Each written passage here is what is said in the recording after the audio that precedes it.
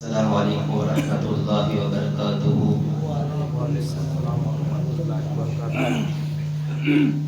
الحمد للہ رب العالمین والعاقبۃ للمتقین والصلاة والسلام علی سید الانبیاء والمرسلین، اما بعد فاعوذ باللہ من الشیطان الرجیم، بسم اللہ الرحمن الرحیم۔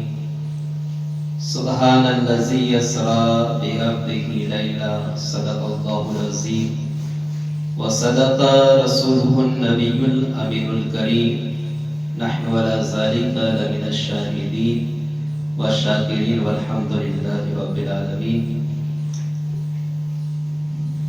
خطبہ مسنونہ کے بعد قرآن مجید و فرقان حمید کی مشہور و معروف آیت کریمہ کو تلاوت کرنے کا شرف حاصل کیا ہے۔ آئیے آغاز گفتگو سے قبل حضور رحمت عالم نور مجسم صلی اللہ تعالی علیہ وسلم کی بارگاہ میں درود پاک کا نذرانہ پیش کرو اور پڑھے اللہم صلی علی سیدنا مولانا محمد علیہ وسلم، صلاۃ و سلام علیک یا سیدی یا رسول اللہ صلی اللہ تعالی علیہ وسلم۔ ارشاد باری تعالیٰ ہوا سبحان الذی اسریٰ بعبدہ، پاک ہے وہ ذات جس نے سیر کرائی اپنے بندے خاص کو۔ محترم حضرات، یہ مہینہ معراج النبی صلی اللہ تعالی علیہ وسلم کا مہینہ ہے، اور جس آیت کریمہ کو تلاوت کیا ہے اس میں دو لفظ پر انشاءاللہ گفتگو ہوگی، ایک ہے سبحان اور ایک ہے عبدہ۔ ان دو لفظوں کو آج میں نے عنوان گفتگو بنایا ہے کہ سبحان کسے کہتے ہیں اور عبد، ان دو لفظوں پر آج انشاءاللہ ہم گفتگو کریں گے۔ سبحان کا معنی ہے کہ اللہ تعالی ہر عیب اور ہر نقص سے پاک ہے۔ چنانچہ صحابی رسول طلحہ بن عبیدہ فرماتے ہیں کہ میں نے نبی پاک صلی اللہ علیہ وسلم سے سبحان کی تفسیر کے بارے میں پوچھا، یا رسول اللہ سبحان کا معنی کیا؟ تو آپ نے فرمایا تنزیہ اللہ عن کل سوء، یعنی ہر بری چیز سے اللہ کی پاکی بیان کرنے کا نام سبحان۔ حضرت ابو ہریرہ سے روایت ہے، تاجدار مدینہ صلی اللہ تعالی علیہ وسلم نے فرمایا کہ جس نے ایک دن میں 100 مرتبہ سبحان اللہ کہا تو اس کے گناہ مٹا دیے جائیں گے، اگرچہ اس کے گناہ سمندر کی جھاگ کے برابر۔ حضرت جابر رضی اللہ تعالیٰ عنہ سے روایت ہے، آقا کریم صلی اللہ علیہ وسلم نے ارشاد فرمایا جس نے سبحان اللہ کہا تو اس کے لیے جنت میں ایک طرف اگا دیا جائے۔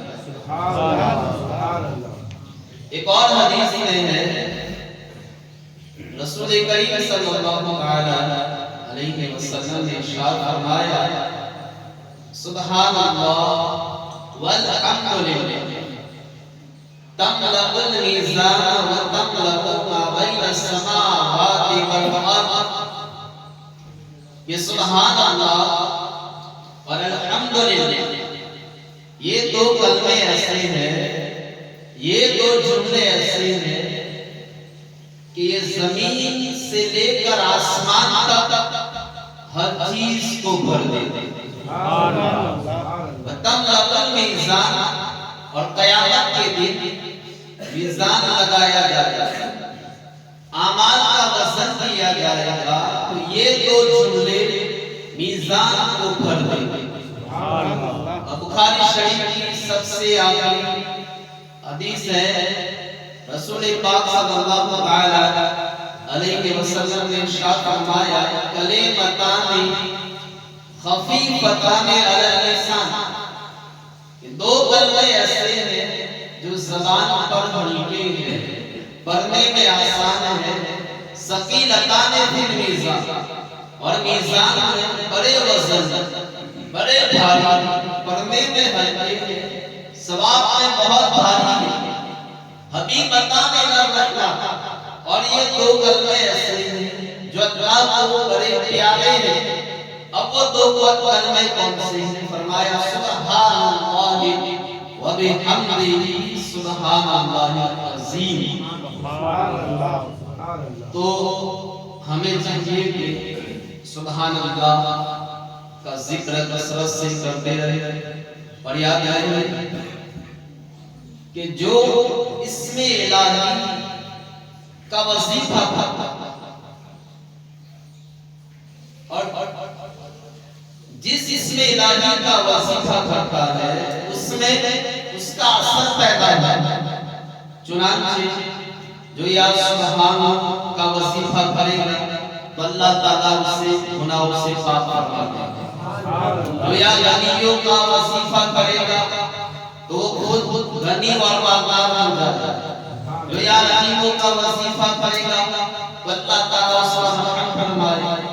جو یا عزیزوں کا وظیفہ کرے گا تو اللہ تعالیٰ اسے ہر دل عزیز اور غلبہ عطا فرمائے گا. جو یا بندہ ہوگا وظیفہ کرے گا تو اللہ تعالیٰ اس کے لیے رزق کے دروازے کھول دے گا، ثواب پیدا فرمائے گا. تو لفظ سبحان پر علماء نے بڑی گفتگو فرمائی ہے. لفظ سبحان یہ مقام تعجب پر استعمال ہے. اہل عرب جب بھی کوئی عجیب و غریب چیز دیکھتے ہیں تو بے اختیار ان کی زبان سے سبحان اللہ نکلتا ہے. مثال کے طور پر ہم بھی اگر کڑی دھوپ میں بارش شروع ہو جائے تو ہم بھی کہتے ہیں سبحان اللہ. اسی طرح دو جڑواں بچے خوبصورت ہو دیکھتے ہیں، بے اختیار ہماری زبان سے سبحان اللہ نکلتا ہے. تو سوال یہ پیدا ہوتا ہے کہ یہاں اللہ تعالیٰ نے سفر معراج کو لفظ سبحان سے شروع فرمایا تو یہاں تعجب والی کون سی بات ہے؟ تعجب والی بات یہ تھی کہ حضور تھوڑے سے وقت میں مسجد حرام سے مسجد اقصی گئے، لامکہ گئے، سدرہ پر گئے، عرش پر گئے اور واپس آ گئے. تو اللہ تعالیٰ جانتا تھا کہ جب میرا محبوب اعلان کرے گا کہ میں تھوڑے سے وقت میں مسجد حرام سے مسجد اقصی گیا، سدرہ پر گیا، لامکہ پر گیا، عرش میں گیا، تو اعتراض کرنے والے اعتراض کریں گے، فلسفی اعتراض کریں گے، وہاں پرست اعتراض کریں گے، عقل کے گھوڑے دوڑانے والے اعتراض کریں گے کہ جسم باڈی یہ بھاری ہوتا ہے، جسم ثقیل ہوتا ہے اور بھاری جسم کا بھاری چیز کا اوپر جانا محال ہے، امپوسیبل ہے، کیونکہ راستے میں ترمائے ناری آتا ہے، آپ کا ایک بہت بڑا حصہ آتا ہے جس میں ہر چیز چل جاتی ہے، قرآن سنبھری آتا ہے جس میں ہر چیز جم جاتی ہے، بڑا بدل جاتی ہے، پھر آسمان کو توڑا نہیں جا سکتا، چیرا نہیں جا سکتا، آسمان میں سراغ نہیں کیا جا سکتا. حضور کیسے گئے ہوئے، کیسے آئے ہوئے، عقل کس کو نہیں مانتی. اللہ تعالیٰ نے سبحان اللہ بتا دیا.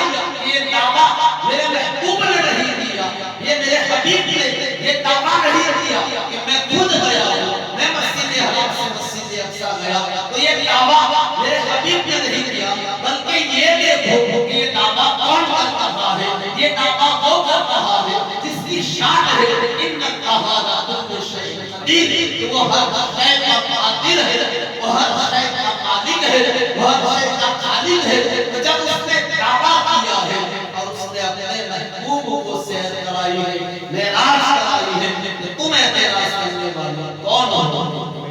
رب سے سبحان اللہ تعالیٰ نے اعتراض کرنے والوں کا رد کرنا۔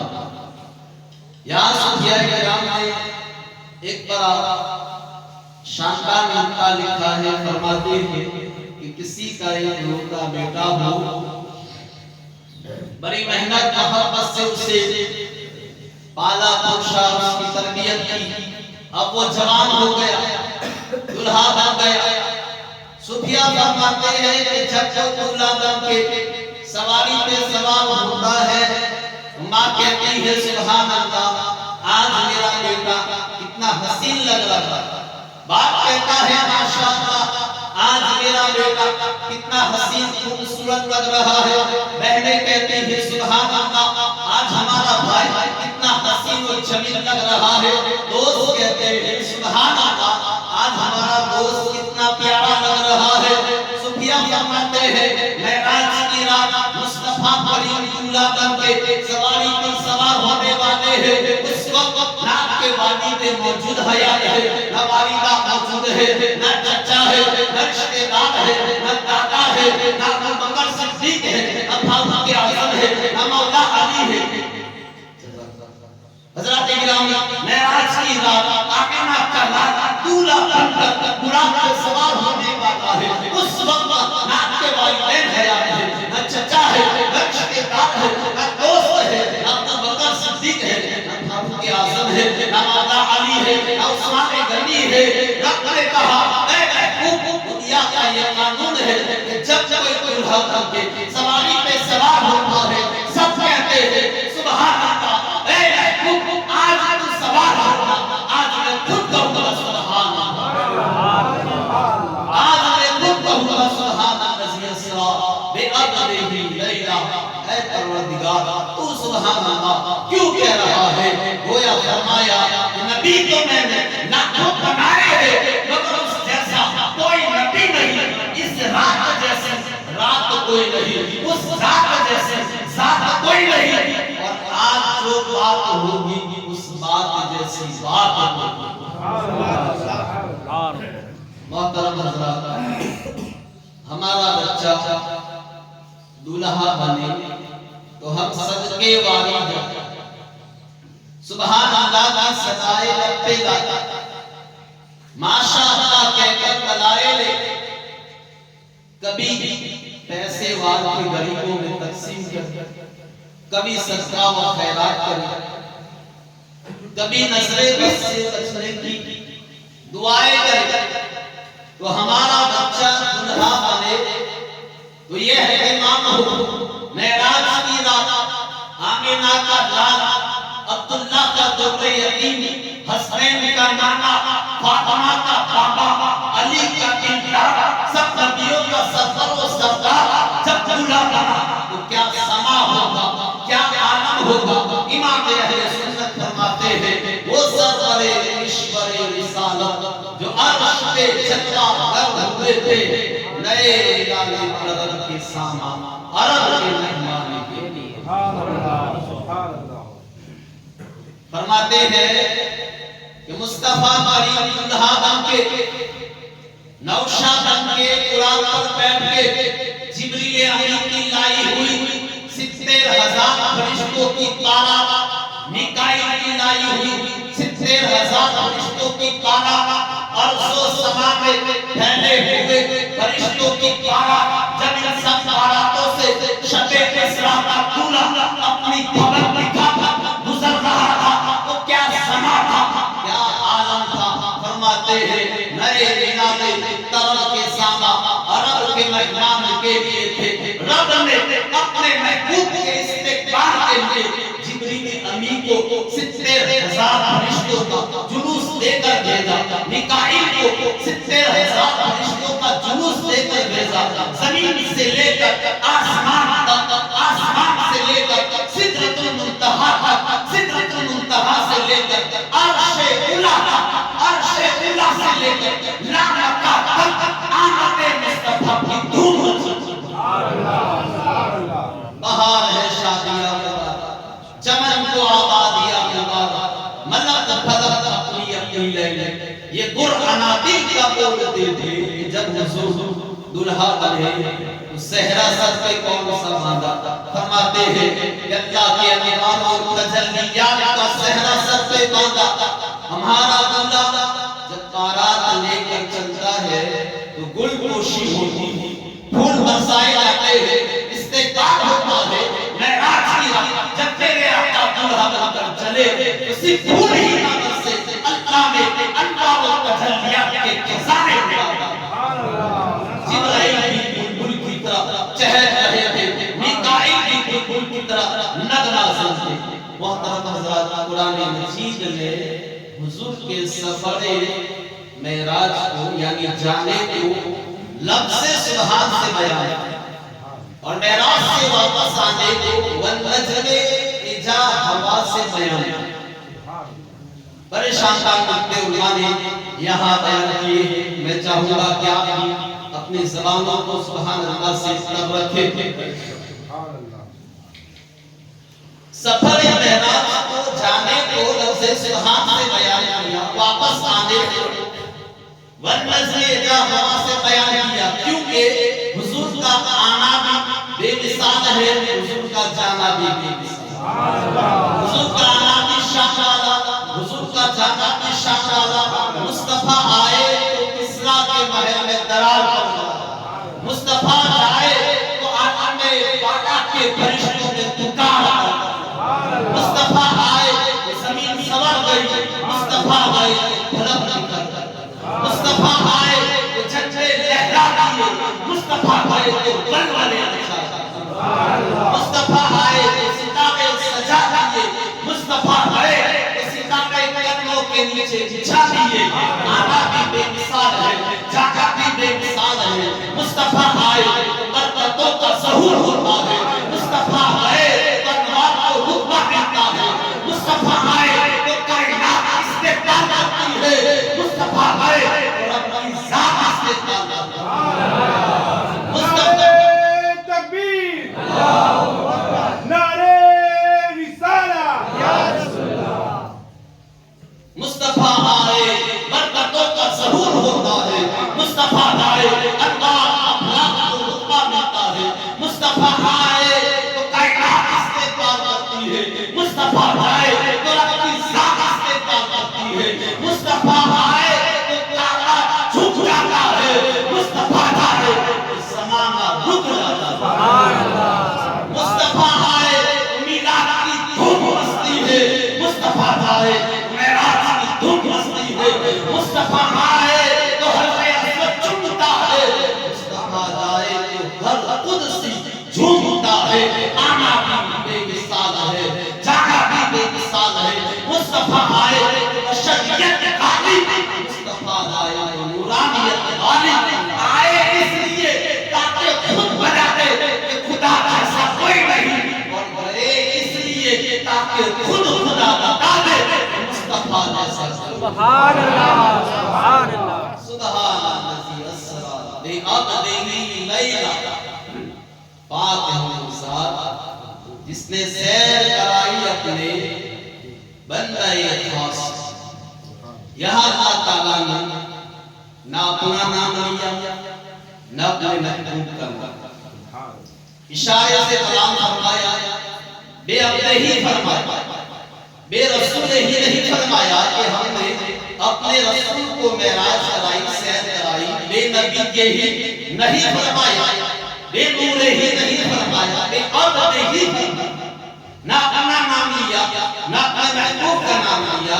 کیوں علماء فرماتے ہیں عبدہ فرما کر اللہ تعالیٰ نے اشارہ دے دیا کہ ہم نے اپنے محبوب کو جسمانی معراج کرائی ہے، کیونکہ عبد کا اطلاق روح اور جسم پر ہوتا ہے، روح بھی ہو جسم بھی ہو جان ہو، اسے عبد کہتے ہیں، اسے بندہ کہتے ہیں۔ عبدہ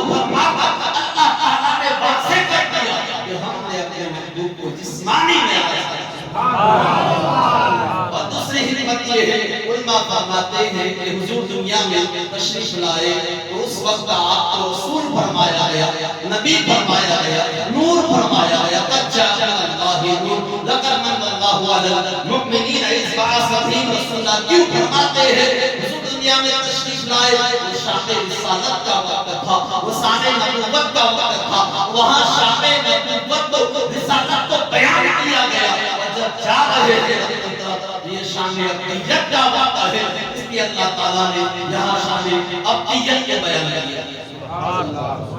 اور صوفیاء کرام فرماتے ہیں کہ اب لہو فرماتا اللہ تعالیٰ نے احسان کیا ہے اصل فرماتا، کیسا احسان فرماتے ہیں کہ اللہ تعالیٰ نے عیسیٰ علیہ السلام کو چوتھے آسمان پر بلایا تو عیسائیوں نے عیسیٰ علیہ السلام کو معاذ خدا کا بیٹا کہتے ہیں۔ ہمارے آقا صرف چوتھے آسمان تک نہیں گئے بلکہ لا مقام میں گئے، عرش کے اوپر گئے، لا مقام میں گئے، تو ہو سکتا تھا کہ کوئی معاذ اللہ مصطفیٰ کو خدا کہہ دیتا یا خدا کا بیٹا کہہ دیتا۔ اللہ تعالیٰ نے اب بہو فرما کر احسان کیا، بے شک میرا محبوب آسمانوں کو عبور کرتا ہوا، عرش کو عبور کرتا ہوا، لا مقام میں داخل ہوا، لیکن میرے محبوب کے سر پر ابدیت کا تاج ہر وقت سجا جاتا۔ حضرات، لفظ عبد کا معنی ہے بندہ، اس کا ایک معنی غلام لیا گیا۔ قرآن مجید میں مختلف مفہوم کے ساتھ کئی مقامات پر یہ لفظ ذکر ہوا۔ اب آپ ذہن میں رکھیں، اب کا معنی یہاں جو ہے وہ بندہ۔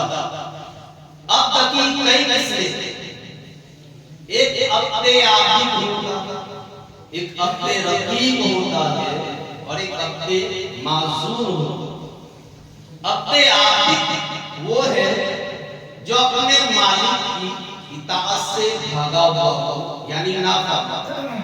عبد رقیب وہ ہے جو پوری طرح اپنے مالک کی اطاعت میں، اور عبد معذور خاص اللہ ہے، عبد معذور وہ ہے کہ اس کا مالک اس پر اتنا خوش ہو جائے کہ اپنی ملکیت میں اسے تصرف کا پورا اختیار ہے۔ اب فرشتے بھی عبد ہیں، ہم بھی عبد ہیں، نبی بھی عبد ہے، رسول بھی عبد ہے، صحابہ بھی عبد ہے، اولیاء بھی عبد ہے، ساری مخلوق عبد ہے، مگر اس میں کوئی عبد عابد ہے، کوئی عبد رقیب ہے، مگر ذات مصطفیٰ میرے آقا صرف عبد نہیں، عبد معصوم ہے۔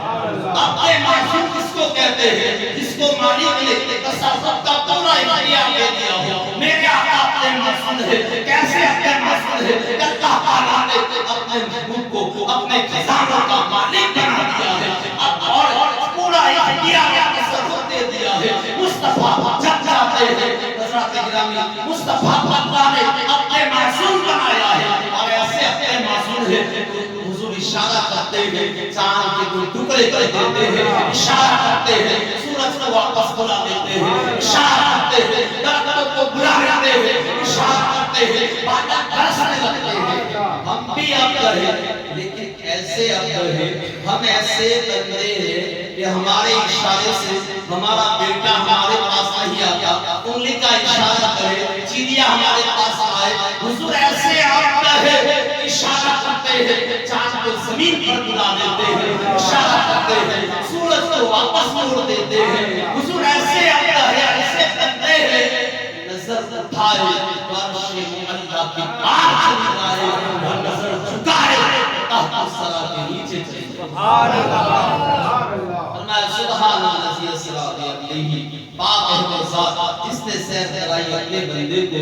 اے اللہ، ہم سب تیرے عبد ہیں، ہم سب تیرے بندے ہیں، سارے اولیاء تیرے عبد ہیں، ہم سب تیرے بندے ہیں۔ یہاں کس عبد کی بات ہو رہی ہے؟ تو کس عبد کا ذکر کر رہا ہے؟ اللہ نے فرمایا کہ جس طرح ذاتیں بے شمار ہے مگر میری ذات جیسی کوئی ذات نہیں، اسی طرح عبد بھی بے شمار ہے مگر میرے مصطفیٰ جیسا کوئی عبد نہیں ہے، میرے مصطفیٰ جیسا کوئی بندہ نہیں ہے۔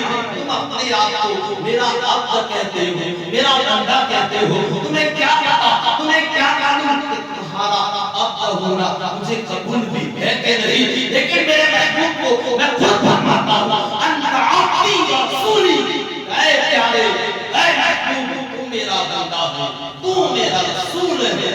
ہم سب ساری کائنات اپنے آپ کو خدا کا بندہ کہتے ہیں، ہم اپنے آپ کو خدا کا بندہ کہتے ہیں، کہ کائنات میں مصطفیٰ ایسے عبد ہے، اللہ فرماتا ہے یہ میرا یہ میرا بندہ ہے۔ حضرات اکرام آپ دیکھیں قرآن میں جہاں جہاں اللہ نے اپنے محبوب کو عبد کہا، خالی عبد نہیں کہا ہے، جب بھی کہا نسبت کے ساتھ کہا، جب بھی کہا عبدنا کہا کہ یہ ہمارا بندہ ہے، جب بھی کہا عبدہو کہا کہ یہ اللہ کا بندہ ہے، جب بھی کہا عبدی کہا کہ یہ میرا بندہ ہے۔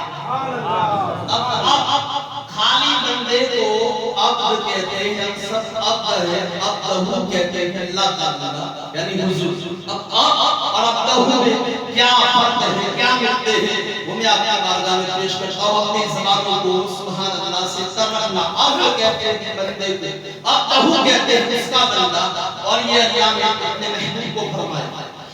عبد وہ ہے جو اللہ کی رضا چاہتا ہے، عبدہو وہ ہے کہ اللہ تعالیٰ اس کی رضا چاہتا ہے۔ بڑا سوف یؤتی کا ربک فترضیٰ، اے پیارے اللہ کو اتنا دے گا کہ آپ راضی ہوگا۔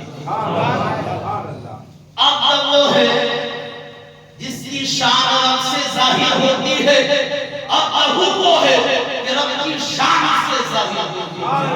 هو الذی ارسل رسولہ بالہدی، خدا کی شان دیکھنا ہو، مصطفیٰ کی شان دیکھو، دیکھنے والے کہا کرتے ہیں اللہ اللہ، یاد آتا ہے خدا دیکھ کر صورت۔ عبد وہ ہے جو کسی کے لیے بنتا ہے، عبدہو وہ ہے جس کے لیے ساری کائنات بنتی ہے۔ اگر تجھے پیدا کرنا مقصود نہ ہوتا تو کائنات کی کسی چیز کو پیدا کرتا۔ عبد وہ ہے جو اللہ تعالیٰ سے ملنے کا مشتاق ہوتا ہے، عبدہو وہ ہے کہ اللہ تعالیٰ اس سے ملنے کا مشتاق ہوتا ہے۔ ان اللہ قد اشتاق الى لقائک یا رسول اللہ، اللہ نے فرمایا جبرائیل جا اور میرے محبوب سے کہہ کہ اللہ تعالیٰ آپ سے ملنے کا مشتاق ہے۔ عبد وہ ہے خالی عبد وہ ہے جو اپنی عبدیت کا ناز کرتا ہے، اور عبدہو وہ ہے دستے قدرت اس کی عبدیت کا ناز کرتی ہے۔ بھلا ربک لا یحکمک فیما شجر بینہم، اللہ تعالیٰ وہ ہے جس نے زمین و آسمان پیدا کیے، چاند و سورج پیدا کیے، پہاڑ پیدا کیے، سمندر پیدا کیے، فلک و سبحان پیدا کیے، شجر و حجر پیدا کیے، ہر شے کا خالق، ہر چیز کا مالک اور ہر چیز کا رب اللہ تعالیٰ ہے۔ لیکن یہاں دیکھیے اللہ تعالیٰ نے اپنا تعارف پہاڑوں کے ذریعے نہیں کرایا، سمندر کے ذریعے نہیں کرایا، بلکہ اپنا تعارف بھی کرایا، اپنے محبوب کے حوالے سے کرایا۔ اللہ رب کا اے محبوب تیرے رب کا قسم، سبحان اللہ۔ عبد وہ ہے جو اللہ تعالیٰ کی رحمت کو تلاش کرتا ہے، عبدہو وہ ہے کہ رب کی رحمت کو تلاش کرتی ہے، عبد وہ ہے کہ جو اپنے کام کا خود ذمہ دار ہوتا ہے، عبدہو وہ ہے جس کے کام کا خدا ذمہ دار ہوتا ہے۔ اور علامہ اقبال فرماتے ہیں عبد دیگر عبدہو چیزیں دیگر انصراف انصراف و منتظر، عبد اور ہوتا ہے، عبدہو اور ہوتا ہے۔ عبد وہ ہے جو رب کی رحمت کا انتظار کرتا ہے، اور عبدہو وہ ہے جو رب کی رحمت عرش اللہ کا اس کا انتظار کرتا ہے۔ سارے فرشتے اللہ کے عبد ہیں، حضور عبد معصوم ہے، عبد کامل ہے۔ معراج کی رات بیت المعمور میں بھی محبوب خدا کا جلوہ دیکھ کر کہا ہوگا کہ خدا معبود ہونے میں کامل ہے، اور یہ مصطفیٰ ہونے میں کامل ہے، وہ سیر کرانے میں کامل ہے، یہ سیر کرنے کامل، وہ جلوہ دکھانے میں کامل ہے، وہ جلوہ دیکھنے میں کامل ہے، وہ خدا ہونے میں بے مثال ہے، اور یہ مصطفیٰ ہونے میں بے مثال ہے۔ سبحان الذی اسریٰ بعبدہ لیلا۔ تو حضرات گرامی، چونکہ ماہ معراج النبی صلی اللہ علیہ وسلم ہے اور اس گفتگو کو ہم آگے بھی بڑھائیں گے۔ اب ایک دو باتیں اصلاح کے حوالے سے، کیونکہ ہر محفل میں اصلاح ہونی لازمی ہے اور ضروری ہے۔ صرف فضائل سنتے رہے تو قوم ویسے بھی عمل سے بہت دور۔ معراج کی رات ہمارے آقا فرماتے ہیں کہ میں نے جنت کے دروازے پر یہ لکھا ہوا دیکھا کہ صدقے کا ثواب 10 گنا اور قرض کا ثواب 18 گنا، یعنی کسی کو صدقہ دینے کا ثواب 10 گنا اور قرض دینے کا ثواب اس سے بھی زیادہ 18 گنا۔ فرماتے ہیں میں نے جبرائیل سے پوچھا کہ اے جبرائیل، قرض کا ثواب صدقے سے زیادہ کیوں ہے؟ عرض کی یا رسول اللہ، سائل کے پاس، مانگنے والے کے پاس، فقیر کے پاس مال ہوتا ہے، اس کے باوجود وہ مانگتا ہے، سوال کرتا ہے، جبکہ قرض لینے والا ضرورت کی بنا پر ہی قرض لیتا ہے، اس لیے قرض کا ثواب صدقے سے زیادہ ہے۔ اسلام خیر خواہی کا درس دیتا ہے، اس لیے اگر کوئی مسلمان مالی طور پر پریشان ہو تو ہمیں تحفے کی صورت میں یا قرض حسن دے بیاج میں قرض حسن دے کر اس کی مدد کرنی چاہیے۔ خوبصورت حدیث نبی پاک نے ارشاد فرمایا کہ جس نے کسی مسلمان سے دنیا کی ایک تکلیف دور کر دی، اللہ تعالیٰ اس کی قیامت کی تکلیفوں میں سے ایک تکلیف دور کرتا ہے۔ حضور فرماتے ہیں کہ معراج کی رات آپ کا گزر ایک ایسے شخص کے پاس سے ہوا جو عرش کے نور میں چھپا ہوا تھا۔ آپ نے پوچھا اے جبرائیل، یہ کون ہے؟ کیا یہ کوئی فرشتہ ہے؟ کہا کہ نہیں۔ کیا کوئی نبی ہے؟ بتایا گیا نہیں۔ فرمایا کون ہے؟ کہا یہ وہ شخص ہے کہ دنیا میں اس کی زبان اللہ کے ذکر سے تر رہتی ہے اور اس کا دل مسجدوں میں لگا رہتا ہے۔ حضور علیہ السلام فرماتے ہیں کہ میں نے معراج کی رات ایک آدمی کو دیکھا جو نہر میں تیرتے ہوئے پتھر نگل رہا تھا۔ میں نے پوچھا یہ کون ہے؟ کہا یہ سود خور بیاج کھانے والا۔ فرماتے ہیں کہ معراج کی رات سرکار فرماتے ہیں کچھ ایسے لوگوں کے پاس آیا جن کے پیٹ مکانوں کی طرح بڑے بڑے تھے اور ان کے اندر سانپ باہر سے نظر آ رہے تھے۔ میں نے پوچھا یہ کون ہے؟ جبریل نے کہا یا رسول اللہ یہ سود خور بیاج خور بیاج کھانے والے ہیں۔ کئی روایتوں سے ان لوگوں کو درس عبرت لینا چاہیے جو سود کا لین دین کرتے ہیں، سودی کاروبار کرتے ہیں، سود پر پیسے دیتے ہیں، مقام دیتے ہیں، کچھ اور جتنی مارکیٹ میں آپ جانتے ہیں، تو یہ اس سے ضرور بچنا چاہیے۔ اس کے علاوہ قرآن و احادیث میں شدید مذمت اللہ اور اس کے رسول نے سود کی فرمائی، حتیٰ کہ ایک روایت میں سرکار نے فرمایا جس نے سود کا 1 روپیہ کھایا اس نے اپنی ماں کے ساتھ 35 مرتبہ معاذ اللہ برا کام زنا کیا۔ اس قدر شدید مذمت قرآن و حدیث کے اندر سود کی آئی۔ حضور علیہ السلام نے اور بھی بہت سارے عجائبات دیکھے۔ آپ نے کچھ ایسے لوگوں کو دیکھا کہ جو نماز یا غفلت کی وجہ سے عذاب میں گرفتار تھے، چنانچہ سرکار فرماتے ہیں ایسے لوگوں کے پاس آیا کہ جن کے سر پتھروں سے کچلے جا رہے ہیں۔ میں نے پوچھا یہ کون ہے؟ کہا یا رسول اللہ یہ وہ لوگ ہیں جن کے سر نماز سے بوجھل ہو جاتا ہے، نماز میں سستی کرتے تھے۔ حضرات گرامی، اس سے ہمیں سبق حاصل کرنا چاہیے، سودی لین دین سے بچنا چاہیے، اسی طرح ذکر کی کثرت کرنی چاہیے، مسجدوں سے محبت اور نماز کی پابندی ہونی چاہیے۔ اللہ تعالیٰ ہم سب کو نمازوں کی توفیق عطا فرمائے۔